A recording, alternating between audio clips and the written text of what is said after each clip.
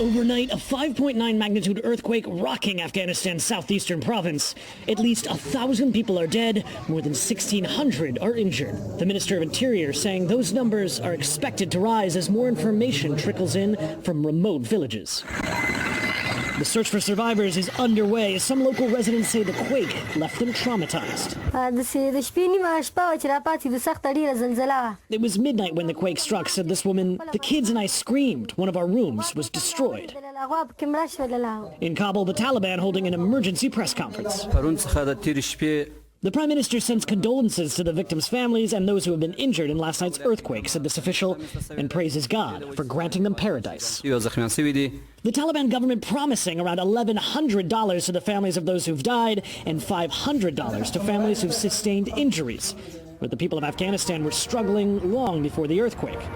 Severe drought and the collapse of the economy plagued the country with a high poverty rate and food shortages, a crisis that's gotten worse since the U.S. left and the Taliban took over.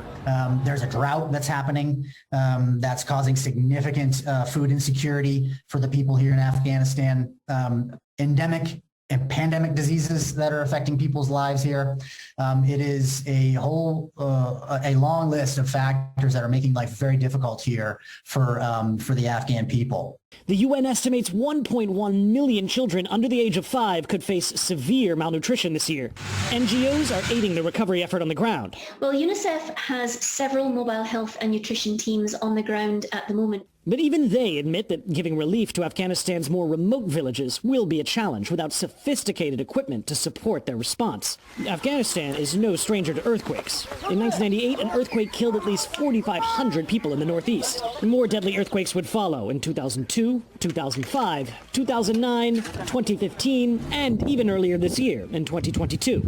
But this earthquake could become Afghanistan's most deadly in more than 20 years. In Vatican City, the Pope mentioning the victims during his weekly general audience. I pray